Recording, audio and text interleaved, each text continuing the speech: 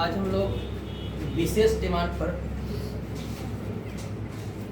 वर्ग यानी कि स्क्वायर के प्रमुख नियमों को समझेंगे।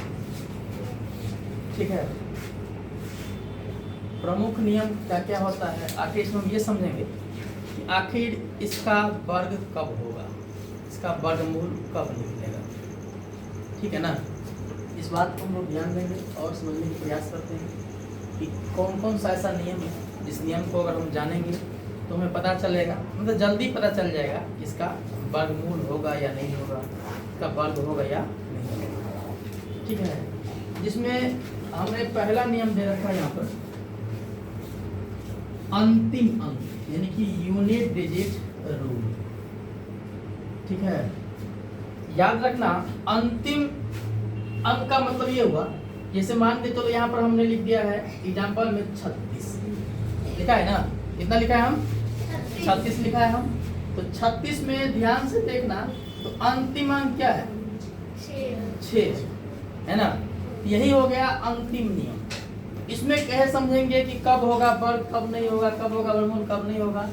तो यानी याद रखना कि अंतिम में हमेशा या तो 0 हो, या तो 1 हो, या तो 4 हो, या तो 5 हो, या 6 या 9। अंतिम में हमें इसमें से कोई अंक दिखता है, इसका मतलब क्या होगा, उस संख्या का वर्गमूल निकलेगा। तो क्या अंतिम में 6 है कि नहीं है, इस रूल में से है कि नहीं कोई अंतिम में जब ये देखेंगे 0, 1, 4, 5, 6 या 9 में से कोई एक अंक है, इसका मतलब उसका क्या होगा, वर्गमूल निकलेगा। इस प्रकार हम लोग क्या देखें, 36 का वर्गमूल कितना होता है, कितना होता है 36 का वर्गमूल 6 होता है ना, तो निकला कि नहीं निकला। अगर मान लीजिए 37 होता तो निकलेगा इसका नहीं, रूल भी तो यही कर रहा है। क्या इसमें अंतिम में 7 है कहीं पर नहीं। अंतिम में क्या देखेंगे हम कि 0 हो, 1 हो, 4 हो, 5 हो, 6 हो या 9, तब क्या होगा, इसका वर्गमूल होगा, अन्यथा नहीं होगा। पहला रूल हमारा यही कर रहा था, अंतिम अंक वाला रूल।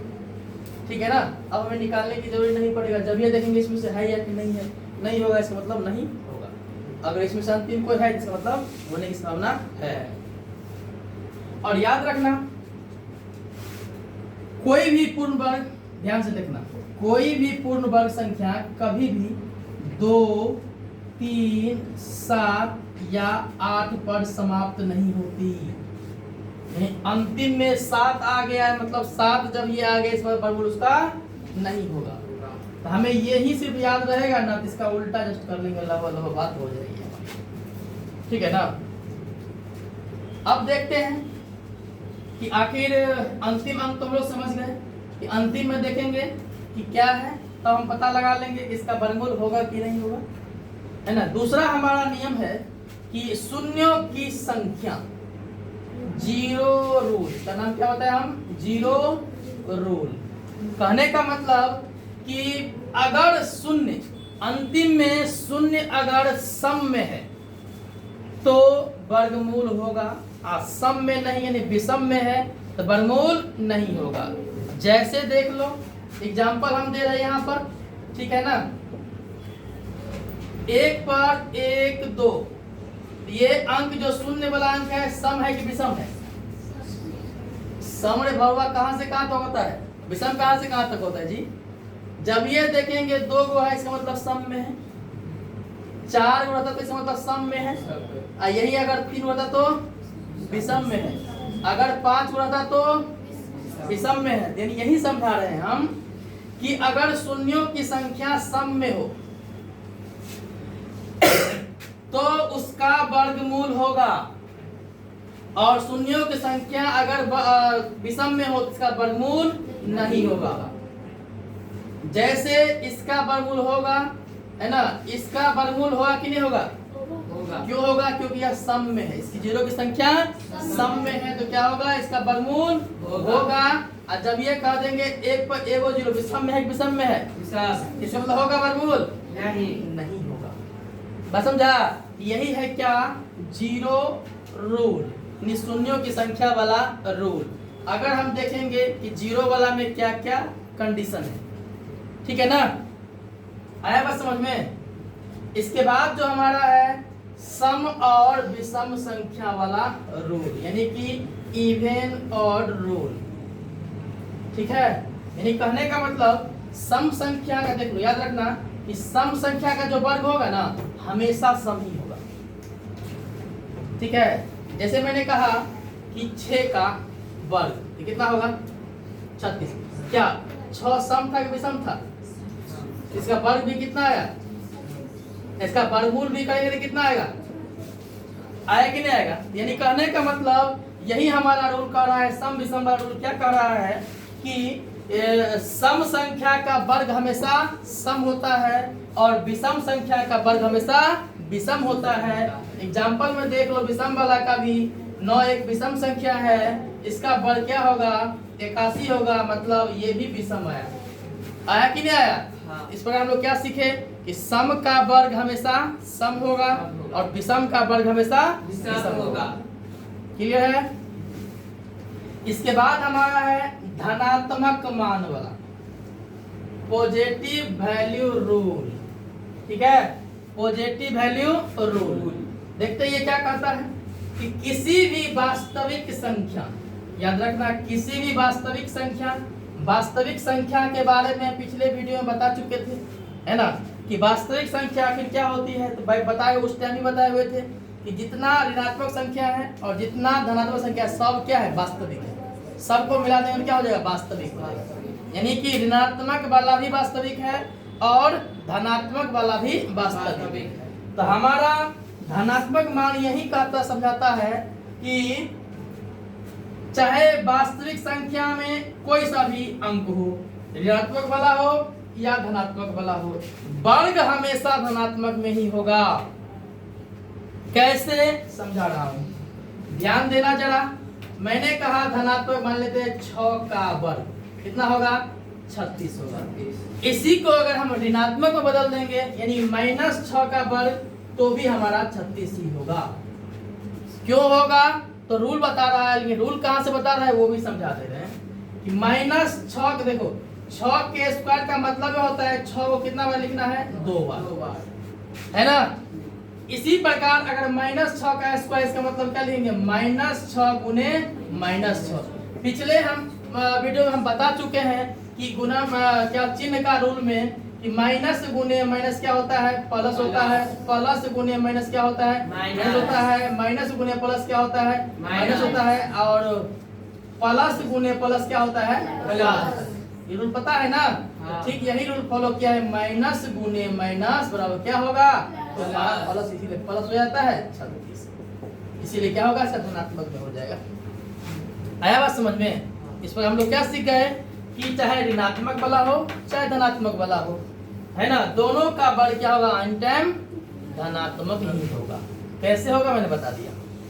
ठीक है, इसके बाद जो है सबसे महत्वपूर्ण रूल डिजिटल रूट। ये सब तो हम लोग सुने भी होंगे, ये भी सुने होंगे, फिर भी देख लेते हैं। डिजिटल रूट रूल, क्या नाम इसका डिजिटल रूट रूल। देख लो ये क्या कह रहा है, इसको समझना जरा गौर से कि संख्या के अंकों को जोड़ते रहो, संख्या के अंकों को जोड़ते रहो तब तक जब तक कि उसमें एक अंक ना बचे। एग्जाम्पल दिखा रहे हैं हम लोग, कहीं समझ में नहीं आएगा तो एग्जाम्पल हमारा ये है, मैंने कहा कि रूट के अंदर है 36, रूट के अंदर है 36। ये तो छोटा है, सबको याद होगा। हाँ सर इसका क्यों निकला, निकल जाएगा, कितना होगा इसका 6 होगा, है ना, क्योंकि तुम लोग चाट चुका है इसे, है ना। लेकिन नियम क्या कहता है समझाने के लिए मैंने छोटा लिया। ठीक है, हमने क्या कहा है कि डिजिटल रूट क्या समझा रहा है हमें कि इसके अंदर में जोड़ो, इसके अंदर में जोड़ो, कितना होगा 6 3 कितना होगा 9।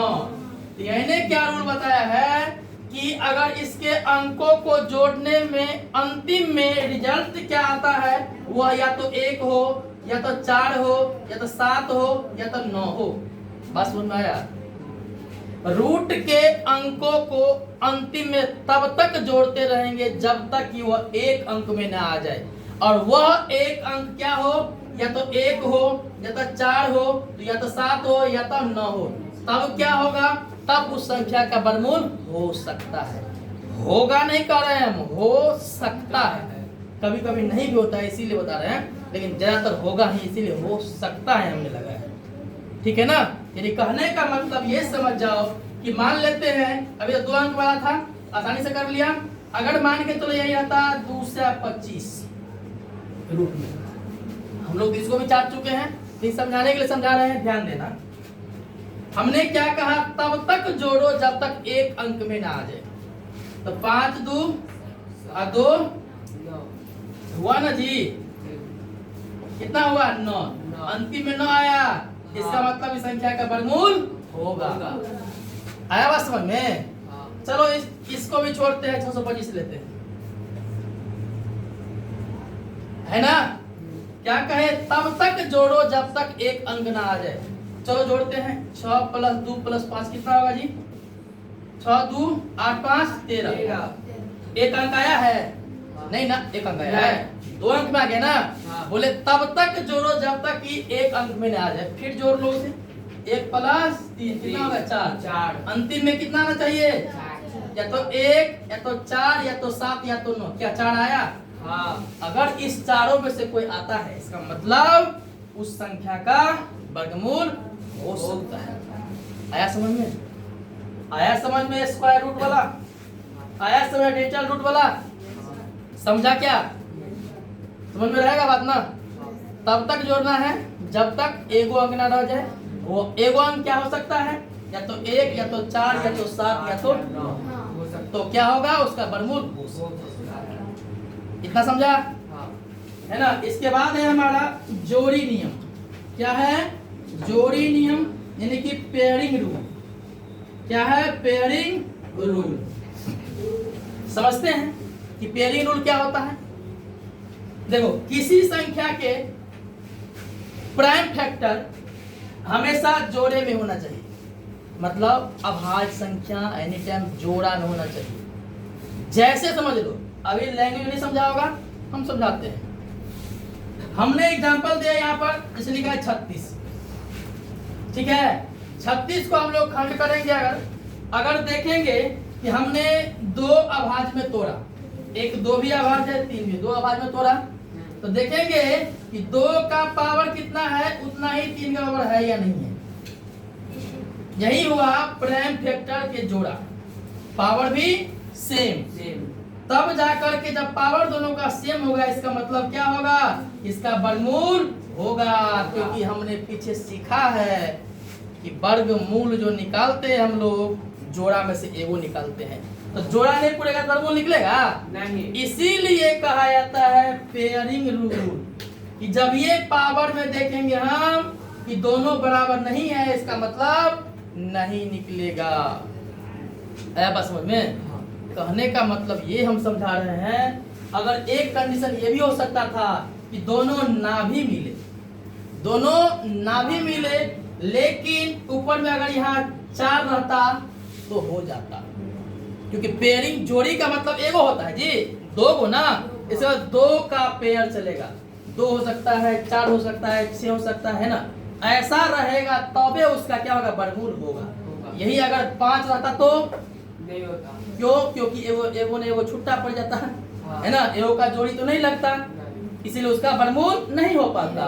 इसीलिए हम लोग याद रखेंगे, पेयरिंग रूल यही समझा रहा है कि जब हम लोग अभाज्य के टुकड़े, अभाज्य में टुकड़ा करते हैं, तो उसका पावर क्या होना चाहिए, एकदम पेयरिंग जोड़ा में होना चाहिए। अगर उसका पावर जोड़ा में है, इसका मतलब उसका वर्गमूल होगा। बात आया समझ में?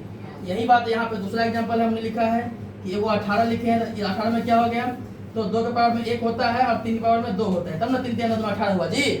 इसका मतलब क्या है, 3 का तो जोड़ा हो चुका है, लेकिन 2 का होवे नहीं किया है, तो क्या वर्गमूल होगा? कभी वर्गमूल नहीं होगा। इसका मतलब 18 का वर्गमूल नहीं होगा, पूर्ण वर्गमूल नहीं होगा। वर्गमूल तो होगा, पूर्ण वर्गमूल नहीं होगा। दशमलव में आ जाएगा, पूर्ण वर्गमूल नहीं होगा। बात समझ में आया कि नहीं यार? समझा जोड़ी का रूल? एनी टाइम याद रखना कि हम कहाँ तोड़ेंगे, अभाज्य के रूप में तोड़ेंगे, और अभाज्य के पावर में देखेंगे कि जोड़ा में है कि नहीं है। जोड़ा में होने का मतलब उसके पावर में दो दो में होना चाहिए, 2 होना चाहिए, 4 6 8 ऐसे में होना चाहिए, 5 नहीं, 3 नहीं, 7 नहीं, नहीं तो जोड़ा नहीं लगेगा, नहीं ना लगेगा। यही नियम क्या कहलाता है हमारा, जोड़ी नियम, यानी कि पेयरिंग रूल कहलाता है। बताया समझ में? इस बात को दिमाग में एकदम सटा के रखना। और पेयरिंग जितना हम लिखा है अभी ना, अभी इतना ही नहीं और भी रूल है, लेकिन हम समझाना ये चाह रहे हैं कि कम से कम तुम लोग अभी पहला क्या कहते हैं, ये पहला वीडियो इसमें बनाया था ना, पहला वीडियो है इसमें। हाँ। तो आगे फिर बनाएंगे ना, उसमें और भी इसकी डिटेल चले जाएंगे। ठीक है, अभी इतना ही रखो, बाद में देखेंगे।